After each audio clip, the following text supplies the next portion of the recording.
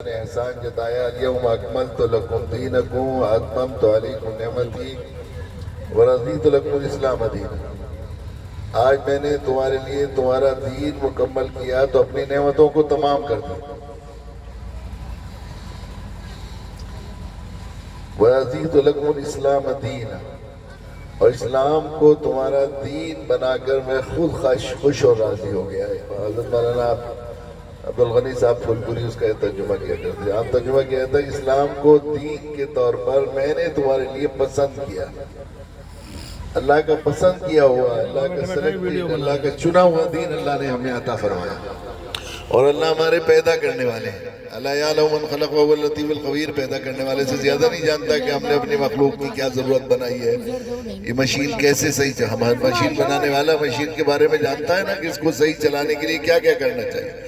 اس طرح اللہ پیدا کرنے والے ہیں انسانوں کو کی کیا ضرورتیں ہیں، ان کی ہمارے ضرورتیں، ہمارے مفادات، ہمارے مزاج، ہمارے تقاضے، ہماری تمام ضروریات کا لحاظ کرتے ہوئے اللہ تعالیٰ نے اس کے اپنے دین کے ضابطے بنائے۔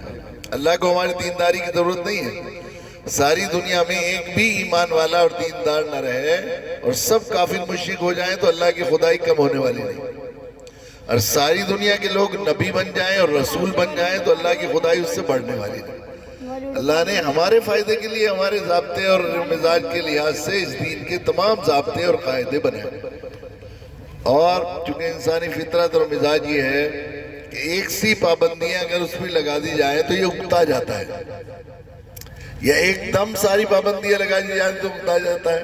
اگر کہا جائے سارے احکام ایک دم مانو، سارے تو سارے کام انسان ایک دم کر بھی نہیں سکتا، پہلے ایک کرے گا، پھر دوسرا کرے گا، پھر تیسرا کرے گا، اور سب ایک سے اس پہ آپشن نہ ہو تو آدمی کے لیے بڑی مشکل ہوتی ہے۔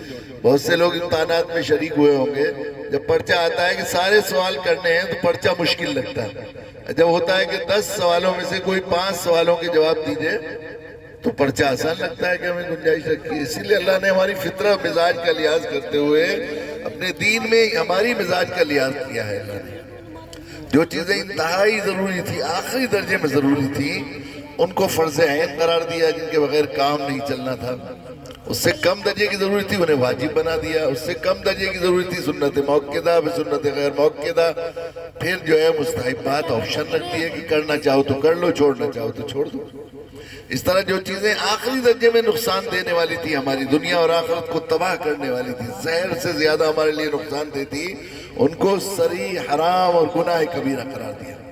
اس سے کم درجے نقصان دینے والی چیز تھی، ان کو گناہ صغیرہ بنایا۔ اس سے کم درجے کی چیزیں تھیں، ان کو جو ہے وہ مکروہات بنا، مکروہ تحریمی، پھر مکروہ تنزیہی، پھر مباحات۔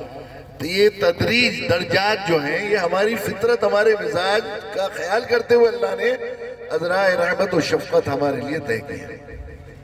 اس طرح جو چیز سب قرآن مجید اسی طرح لکھا ہوا تھا لوح محفوظ پر، اللہ نے کائنات کو بنانے سے پہلے لکھ کے رکھ دیا تھا، لیکن ایک دم پورا قرآن اور قرآنی احکام نازل نہیں کیے۔ جو چیز سب سے پہلے ضروری تھی اس کو پہلے، پھر اس کے بعد، پھر اس کے بعد، پھر اس کے بعد۔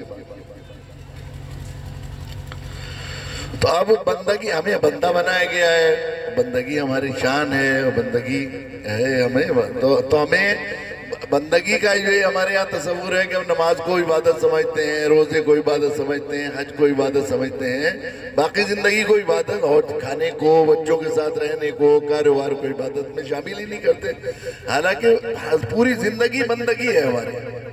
یہ عبادات تو ریہرسل اور مشق کرانے کے لیے ہے تاکہ بندگی آ جائے، کیسے ماننا ہے اللہ کی، لیکن پوری زندگی ماننا ہے ہمیں، پوری زندگی میں ہر چیز کی، کھانے کی۔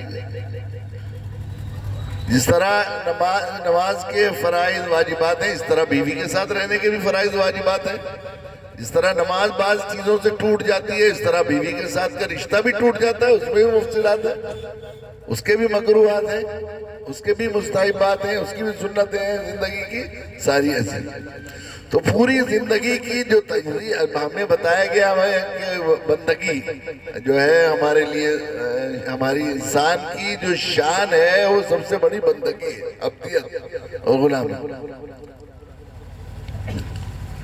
تو پوری زندگی بندگی ہے.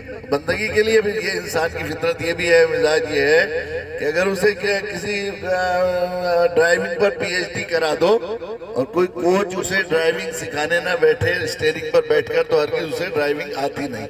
اللہ نے اس کا فطرت کا خیال کرتے ہوئے صرف کتابیں نازل نہیں کی، وہ ضابطے اور قاعدے نہیں بھیج دیے کہ آپ پڑھو وزر مانو، بلکہ پہلے دن سے حضرت آدم علیہ السلام سے لے کر پڑھانے والے، سکھانے والے اور زندگی کی اس گاڑی کی ڈرائیونگ اسٹیئرنگ پر بیٹھ کر کوچنگ کرانے والے بھیجے انبیاء علیہ السلام.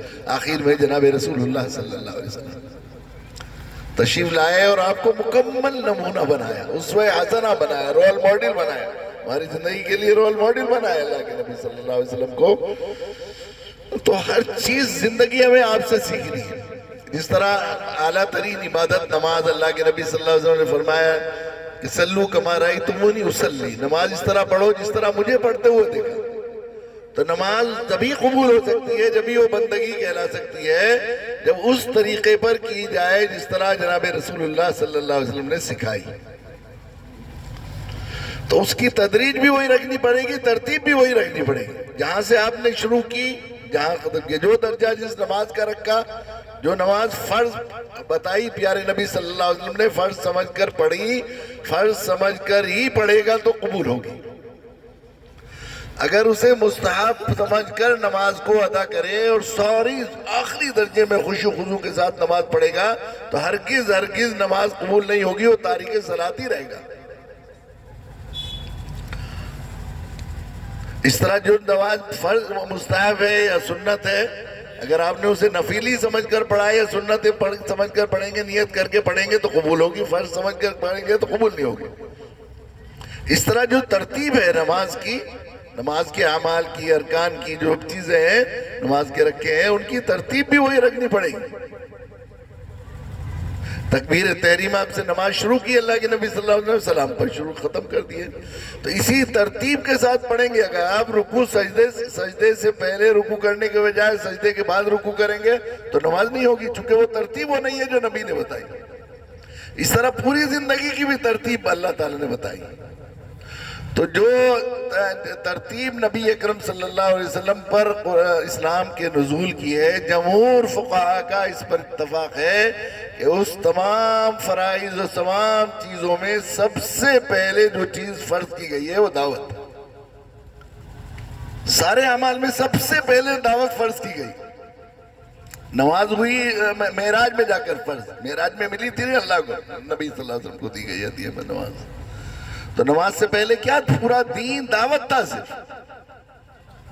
یہ پہلی ترتیب ہے. اور پھر پوری زندگی اللہ کے نبی صلی اللہ علیہ وسلم کی ہم دیکھتے ہیں، پوری زندگی آپ نے ہمیشہ پہلے نمبر پر دعوت کو رکھا. زندگی ایک پوری زندگی ہمارے کھلی کتاب کی طرح اللہ کے نبی صلی اللہ علیہ وسلم کی آیات کی ہمارے سامنے ہے. پوری زندگی میں ایک واقعہ بھی ایسا نہیں ملتا کہ آپ نے دعوت پر کسی اور طاعت، کسی اور عبادت کو، کسی اور وظیفے کو، کسی اور مہم کو ترجیح دی ہو. ایک واقعہ بھی نہیں ملتا. اور دعوت کے لیے سب کچھ چھوڑ دیا آپ نے. دعوت کے لیے مکہ معظمہ میں 1,00,000 گناہ کا ثواب ملتا تھا. 1,00,000 گناہ ثواب تھا مکہ معظمہ میں، حرم میں نماز پڑھنے کا.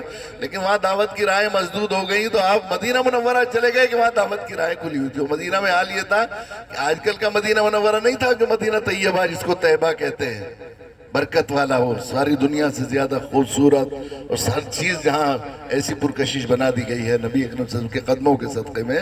وہ اس وقت یثرب تھا، بیماریوں کا شہر کہلاتا تھا. لوگ کہتے تھے کہ یہاں وبائیں آتی ہیں، کبھی طاعون پھیلتا تھا، کبھی ہیضہ، کبھی چیچک. لوگ کہتے تھے یہاں چڑیل اور ڈائن اور جنات کا اثر ہو جاتا ہے جو گزرتا تھا. تو لوگ مدینہ جانا تو بہت مشکل تھا، مدینہ سے گزر کر نکلنا بھی پسند نہیں کرتے تھے جس وقت اللہ کے نبی صلی اللہ علیہ وسلم نے ہجرت کی. اور وہ مسجد نبوی تو تھی نہیں کہ 5,000 گناہ کا ہے، 50,000 گناہ کا ثواب ہوتا. وہ تو بہت دنوں کے بعد بنائی اللہ کے نبی صلی اللہ علیہ وسلم پہنچنے کے بعد مسجد نبوی کی تعمیر ہوئی. یہ تو الگ بعد میں اللہ کے نبی صلی اللہ علیہ وسلم نے دعا مانگی کہ اللہ آپ نے آپ کے دین کی دعوت کے لیے میں مکہ معظمہ چھوڑ کر آیا ہوں، وہاں جو نعمتیں مجھے دی تھی اللہ یہاں مدینہ میں دگنی کر دی جائے. مدینہ میں دگنی کر دی. تو اللہ تعالیٰ نے اپنا فضل فرمایا اور دعا قبول فرمائی. اللہ کے نبی نے صحابہ کو اکٹھا کیا, خوش ہو جاؤ, مکہ چھوڑ کر آئے ہو, اللہ تعالیٰ نے وعدہ کر لیا ہے مجھ سے کہ تمہاری جو نعمتیں ہیں وہ ساری کی ساری یہاں دگنی دیں. حضرت امام مالک کا ایک قول یہ ہے کہ مکہ معظمہ میں 1 لاکھ کا ثواب ہے, تو اب مدینہ منورہ میں اس دعا کے بعد 2 لاکھ گنا کا ثواب ہے, اس لیے کہ سب سے بڑی چیز تو اجر و ثواب ہی تھی. ہر چیز نعمت دگنی کر دی گئی تو وہ بھی دگنی کر دی گئی. لیکن اس وقت یہ حال نہیں تھا, اس وقت سب کچھ چھوڑ کے آ گئے تھے. گھر بار وطن چھوڑنا کتنا مشکل کام تھا, پھر وہ اجر و ثواب تو سب سے بڑی چیز تھی, وہ سب چھوڑ کے آ گئے اللہ سے. ڈاکٹر محمود غازی ایک سیرت کے نامور محقق ہیں, انہوں نے اپنے معاذرات سیرت میں واقعہ لکھا ہے کہ ہم دیکھا کہ اللہ کے نبی صلی اللہ علیہ وسلم, واقعہ لکھا ہے کہ اللہ کے نبی صلی اللہ علیہ وسلم عصر کی نماز پڑھانے تشریف لے جا رہے ہیں. حضرت بلال نے تکبیر کہہ دی, تکبیر کہہ دی. اب تکبیر کہنے کے بعد تو پھر ظاہر ہے کہ لیکن صحابہ کو معلوم ہے کہ کیا ہے دعوت کی اہمیت, پیارے نبی نے اسی طرح سکھایا تھا ان کو. تو ایک صحابی نے کہا کہ یا نبی اللہ, غسان کا ایک وفد آیا ہوا ہے, ایران کا ایک قبیلہ ادوان سے غسان کا ایک وفد آیا ہوا ہے تجارت کے لیے یہاں پر. اب وہ پوچھ رہے تھے کہ سنا ہے کوئی نبی ہے, نبوت کا دعویٰ کیا ہے, وہ مدینہ آ گئے ہیں, تو ہم ان سے ملنا چاہتے ہیں, ان کا دین سمجھنا چاہتے ہیں. تو آپس میں مشورہ کرنے لگے کہ اسی سفر میں ملیں یا پھر آ کر پھر ملیں. تو ہو سکتا ہے وہ آئے آپ سے ملنے کے لیے, پوچھ رہے تھے آپ کے بارے میں. اللہ کے نبی صلی اللہ علیہ وسلم کو خیال آیا کہ ہو سکتا ہے وہ یہاں سے چلے جائیں اور شیطان پھر آنے نہ دے اور یہ موقع نہ ملے. آپ نے صحابہ کو اشارے سے کہا بیٹھ جاؤ, اور آپ تشریف لے گئے وہاں ادھر.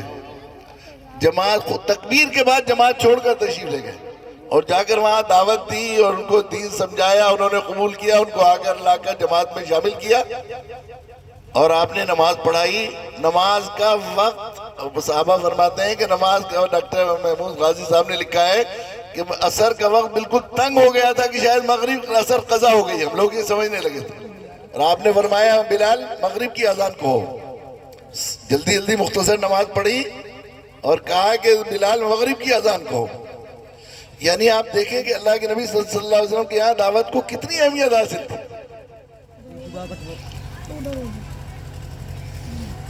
یہ پہلے ہر پوری زندگی میں یہی کیفیت تھی آپ کی دعوت کی. کوئی موقع ہوتا تھا کبھی اسے جو ہے نظر انداز نہیں فرماتے تھے, ہر چیز پر دعوت کو ترجیح تھی. حضرت ہمارے سرخیل علماء حق کے امیر المجاہدین امیر المومنین فی الحدیث حضرت مفتی سعید صاحب پالنپوری نور اللہ مرقدہ, تو اکثر بات فرماتے تھے. اور حدیث جبرائیل ایک بہت مشہور حدیث ہے جس کو دین کا خلاصہ کہا جاتا ہے, ترمذی شریف کو پڑھایا کرتے تھے تو 2-3 دن روک کر طلباء کو اس سلسلے میں پوری طرح وضاحت سے بات فرمایا کرتے تھے کہ جو اسلام کی بنیاد 5 چیزوں پر حدیث میں آیا ہے, اسلام کی بنیاد 5 چیزوں پر ہے. پہلی ہے شہادت لا الہ الا اللہ محمد الرسول اللہ, پہلی سب سے پہلی یہ فرماتے تھے یہ ایمان نہیں ہے, یہ دعوت ہے غیر ایمان والوں میں ایمان کی دعوت. سب سے پہلا رکن ہے یہ اسلام. اللہ کے نبی نے ایک خیمے سے تشبیہ دی اسلام کو. خیمہ اس کے 5 بانس ہوتے ہیں, ایک تو بیچ والا بانس ہوتا ہے رکن, اور 4 بانس چاروں طرف لگائے جاتے ہیں.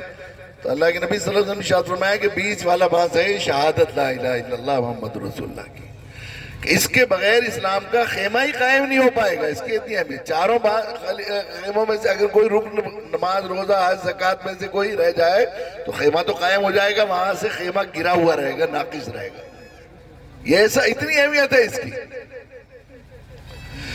تو ہماری عبادت, ہم بندے اور بندگی میں کرنے والے, ہم لوگ ساری دنیا کے لوگوں کو بندہ بنایا ہے. ایمان والے بھی بندے ہیں, غیر ایمان والے بندے. بس ایمان والے اور غیر ایمان والوں میں فرق یہ ہے کہ یہ وفادار بندے ہیں, وہ باقی غلام ہیں.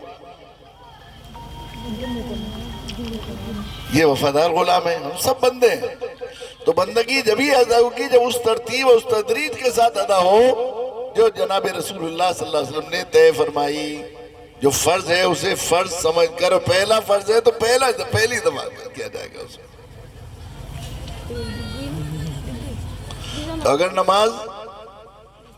نماز جو ہے, اگر یہ سوچ کر کوئی تھکا آ رہا, سانس پھول رہا ہے, مسجد میں آیا ہمت کر کے, اس سے کھڑا نہیں ہوا جا رہا ہے اور بیٹھ جائے کہ تھوڑی دیر میں ہم لوگ ذرا اوسان آ جائیں گے تو کھڑے ہوں گے, پھر سوچا کہ اوزان آنے میں تو دیر لگ رہی ہے، مقصود تو سارے ارکان ادا کرنے ہیں، تو بیٹھے ہوئے ابھی نمٹا لیتے ہیں، تو سلام سے شروع کرے نماز، السلام علیکم ورحمۃ اللہ سے، پھر تشہد پڑھی، اتنی دیر میں اوزان صحیح ہو گئے تو کھڑا ہو گیا۔ کھڑا ہونے کے بعد اس نے جو ہے باقی ارکان ادا کیے، اور پھر سلام پر اگر نماز شروع کرے گا تو نماز ہو جائے گی؟ کیوں نہیں ہوگی؟ اس لیے نہیں ہوگی کہ وہ ترتیب نہیں ہے جو میرے نبی صلی اللہ علیہ وسلم نے طے فرمائی ہے۔ روزے کی ایک ترتیب ہے کہ اب سحری سے شروع کرے، افطار پر ختم کرے۔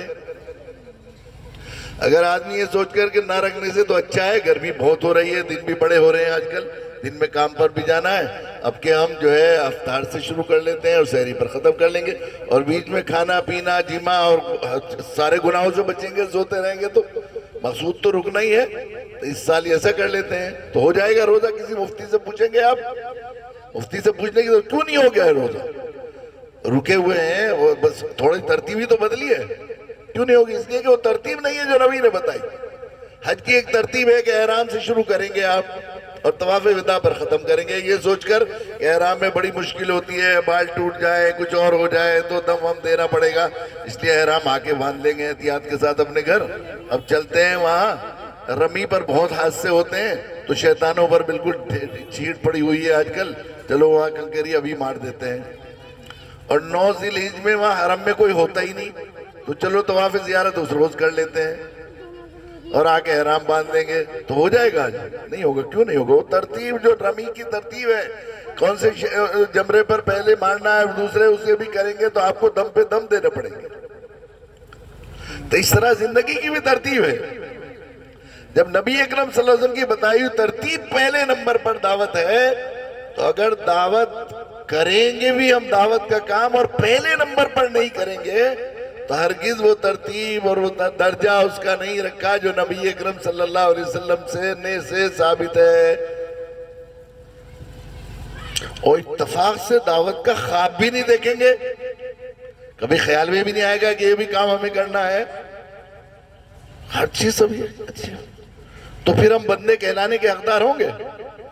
ایک ڈرائیور، اور یہ جبکہ ہمارا قرآن نے ہمارا خیر امت کا لقب دے کر یہ بات بھائی، کنتم خیر امت اخرجت للناس تأمرون بالمعروف وتنہون عن المنکر، تم ہی سب سے خیر امت ہو، صرف تمہیں یہ جو ہے اعزاز بخشا گیا ہے، تمہیں عزت دی گئی ہے نبی کی ختم نبوت کے بعد، کہ تم ہی، حضرت عمر رضی اللہ عنہ فرمایا کرتے تھے کہ انتم خیر امت، نہیں فرمایا کہ تم بھی سب سے بہتر ہو، تم بھی اچھے ہو، یہ بھی اچھے ہیں، کنتم خیر امت، تم ہی ہو، صرف اس لیے نہیں ہو تم خیر امت، اس لیے نہیں ہو، تمہیں اس لیے خیر امت نہیں کہا گیا کہ تم نماز پڑھتے ہو، یہ نہیں فرمایا۔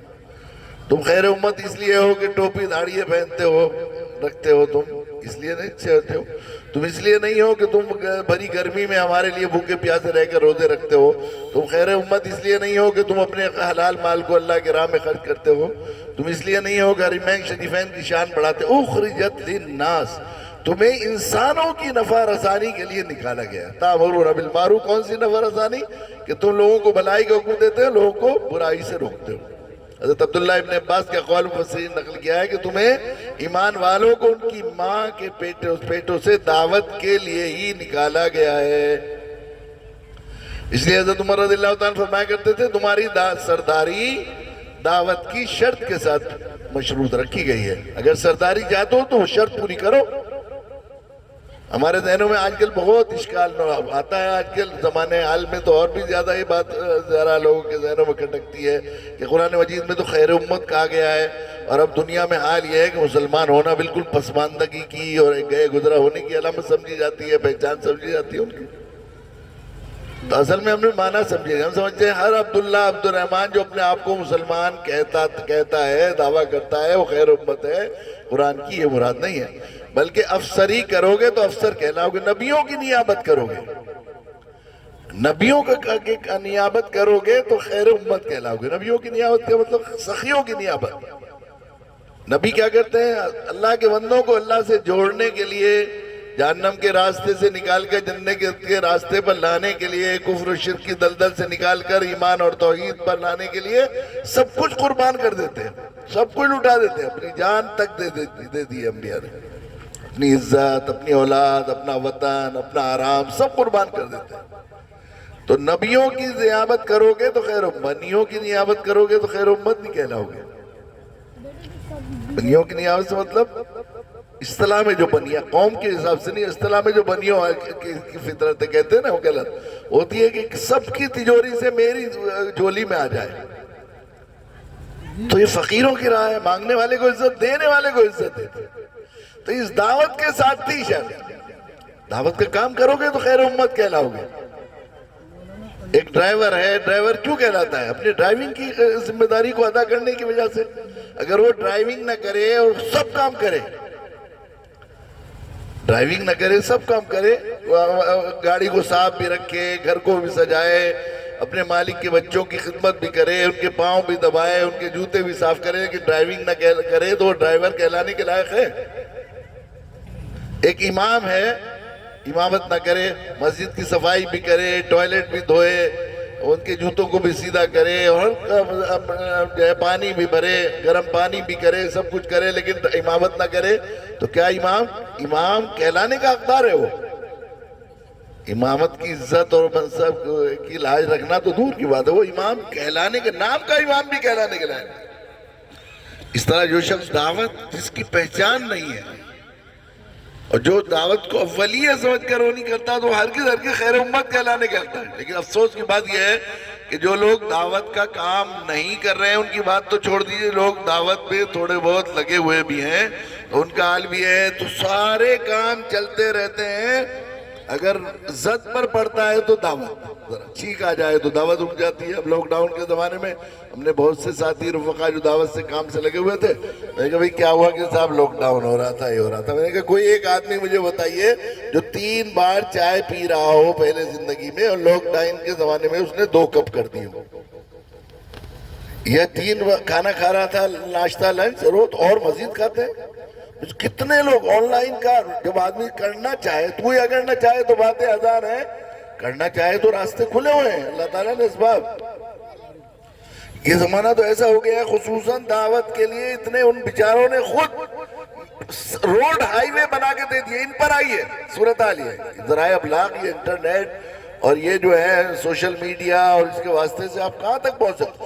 کتنے لوگوں کو میں جانتا ہوں کہ وہ کوئی سامان خریدنا چاہتے تھے بہت دنوں سے، اب بازار جانا نہیں ہوا تو انہوں نے آن لائن تلاش کیا۔ ایک صاحب کہنے لگے مجھ سے کہ بیوی کا بہت اصرار تھا 1 سال سے مائکرو ویو لا دیجئے، اب وہ بازار جانا نہیں ہوتا تھا کہ ہم سوچ رہے تھے کہیں سے ڈسکاؤنٹ کے ساتھ مل جائے، آن لائن میں معلوم ہوا 30% ڈسکاؤنٹ مل رہا ہے۔ 1 سال سے جو مائکرو ویو نہیں خرید سکا تھا وہ آن لائن خرید لیا۔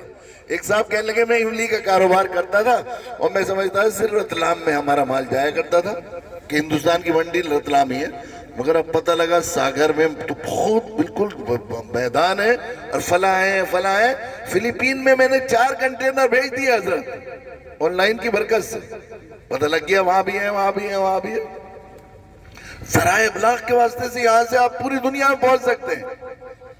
ایسا ہو گیا ہے، اب تو ایسا حال ہو گیا ہے کہ اب انہوں نے بیچاروں نے سب چیز اتمام حجت کر دی۔ آپ وہاں اللہ کے یہاں چل ہی نہیں سکتا کوئی ہو تو، کہ اللہ ہم کیسے پہنچتے، کیا ہوتا۔ بھی میں امریکہ میں بہت جانا چاہ رہا تھا، اور وہ ہوا یہ کہ میری ویزا بھی لگا ہوا تھا اور سفر کی ڈیٹ وغیرہ بھی طے ہو گئی تھی، اور پروگرام شروع کر دیا، لاک ڈاؤن لگ گیا۔ اب کیا کریں ہم لوگ؟ تو پھر یہ ہوا کہ چلو وہاں پر جو ساتھی تھے کم سے کم آن لائن کیمپ ہو جائیں۔ اب 3 کیمپ کیے آن لائن، تو جہاں ہم پہنچ بھی نہیں سکتے تھے وہ لوگ، ایک وہ کیا ہمارے ساتھیوں نے، پھر اس کے بعد اس کو سلسلہ شروع ہوا۔ 22 ملکوں کے، مغربی یورپ کے، اور 22 ملکوں کے لوگ شریک تھے۔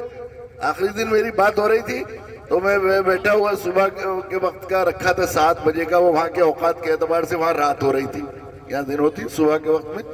تو بعد میں کہنے لگے کہ یہ ذرا سے تھوڑا سا سوال جواب کا، ملاقات کا ہو، تو ایک دم وہ کھلا سامنے آئے، السلام علیکم، میں مکہ سے مفتی خلیل۔ میں نے کہا آپ کہاں سے شریک ہو گئے یہاں سے؟ کہ مجھے پتہ لگ گیا تھا۔ پھر کہنے لگے میں ہانگ کانگ کا وہ جامع مسجد کا امام مفتی مولانا ارشد۔ السلام علیکم حضرت۔ میں کہا سبحان اللہ، آپ کہاں سے؟ میں بھی شریک ہوں۔ وہ فلیپین سے کہنے لگے میں عدنان حضرت، السلام علیکم، فلاں جگہ سے، میں لاس اینجلس سے وسیم۔ سبحان اللہ، 22 ملکوں کے لوگ اس طرح بیٹھے ہوئے تھے جس طرح آپ بیٹھے ہوئے ہیں، بات ہو رہی تھی، پھر سب اپنی اپنی باتیں کرتے رہے۔